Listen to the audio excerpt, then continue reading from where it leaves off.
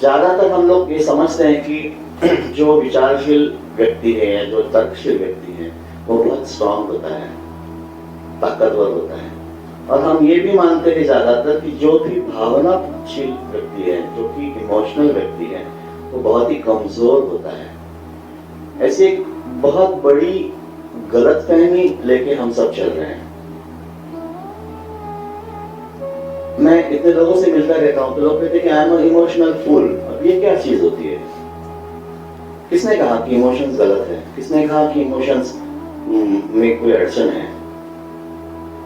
तो ये एक बड़ी गलतफहमी हम सब पाल रखे हैं कि जितने हम तर्क से बंधे हैं उतने हम बहुत स्ट्रांग होते जा रहे हैं। लेकिन सच ये है, जहां तक मेरी समझ है, जो भी व्यक्ति है जो दिल से जुड़ा हुआ है वो सबसे स्ट्रांग होता है। जो भी व्यक्ति है वो दिल से जुड़ा है वो स्ट्रांग होता है। मुझे एक कहानी याद आती है। एक वीणा वादक मास्टर के पास एक नया स्टूडेंट आ गया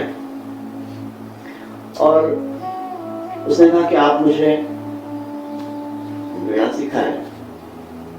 आके बैठा, वीणा हाथ में लेके बैठ गया। गुरु ने कहा कि हाँ आ जाओ बैठो। फिर वो बजाने शुरू कर दिया। तो गुरु ने कहा क्या तूने वीणा ट्यून की है? उसने कहा नहीं। तो कहा कि तुम ट्यूनिंग कर लो, तब तक मैं आ जाता हूँ। तो गुरु अंदर चला गया। 10-15 मिनट के बाद कुछ काम करके घर से बाहर आ गया।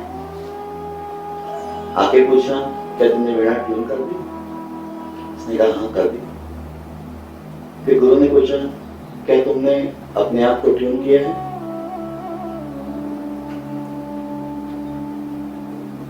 वो तो उसे कुछ पता नहीं था, उसने क्या हम क्या कह रहे हैं। फिर जो वीणा वादक मास्टर था उन्होंने कहा कि देखो एक बात है,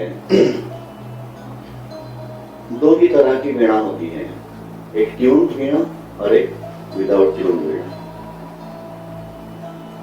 वीणा का मतलब है हम सब। तुम अगर तुमने वीणा अपनी वीणा को अगर ट्यून नहीं किया और अपनी वीणा को ट्यून किए बगैर अगर तुमने ये वीणा सीखनी शुरू कर दी तो हो सकता है कि तुम बहुत शोहरत कमा लोगे, तुम रविशंकर हो जाओगे, तुम्हें बहुत धन मिलेगा, पूरी दुनिया में तुम्हें सब लोग पहचानेंगे, हो सकता है। लेकिन वो सिर्फ तकनीकी बात हो गई, उससे तुम्हारे दिल का कोई संबंध नहीं जुड़ेगा। वो संबंध जो रहेगा वो तुम्हारे हाथ का और तुम्हारे वीणा का संबंध रहेगा। बहुत सारे जो आर्टिस्ट है, बड़े बड़े आर्टिस्ट होते हैं, संबंध उतना ही रहता है सिर्फ हाथ का और वीणा का, जो भी इंस्ट्रूमेंट्स बजा रहे हैं, जो भी गा रहे हैं, कि मेरा देखना है। वो जो गाते हैं या वो जो बजाते हैं उससे उनके दिल की वीणा छेड़ नहीं पाते। अगर उनकी खुद क्यों नहीं छेड़ पाते और वो हम तक भी, हमारे दिल तक भी नहीं पहुंच पाती। बहुत सारे आर्टिस्ट होते हैं कि जो टेक्निकली बेस्ट है लेकिन उससे हमारे दिल की वीणा पर कुछ असर नहीं होता। तो उन्होंने कहा कि पहले तुम्हें खुद को ट्यून करना है। जब तक तुम खुद को ट्यून नहीं करते तब तक ये वीणा कुछ काम नहीं है।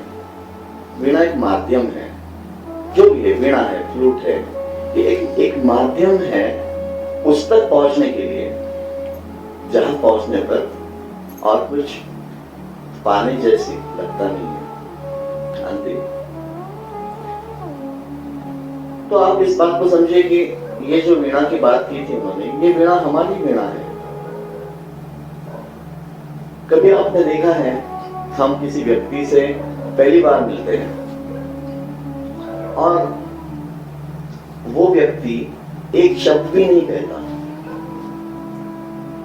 और फिर भी कुछ तो हमारे दिल को बात छू जाती है। एक जैसे एक मैग्नेटिज्म रहता है, अट्रैक्ट हो जाते हैं उस व्यक्ति से। देखा है आपने कभी? वो क्या होता है, कैसे होता है? या फिर ऐसे भी कभी कभी होता है कि किसी व्यक्ति को अगर हम एक बार मिलते हैं तो कुछ छू जाता है, लेकिन फिर कुछ दिनों बाद फिर से मिलते तो वो बात नहीं होती। ये भी होता है। तो क्या होता है? वो यही होता है कि जब हमारी तारे एक दूसरे से सिंक्रोनाइज हो गई, तब जो व्यक्ति था उसका जो हार्ट था वो ट्यून था।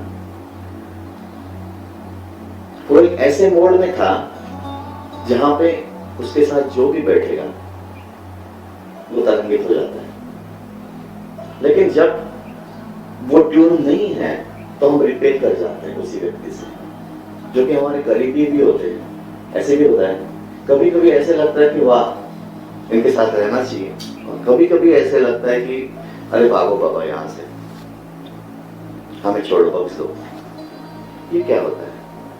Tuning of the heart. कभी कभी आपने देखा है कि हम बगीचे से कोई फूल तोड़ के लाते हैं, कोई व्यक्ति लाता है फूल तोड़ के, तो घंटों भर भी अगर वो फूल हाथ में रखे तो फूल ताजे लगते हैं।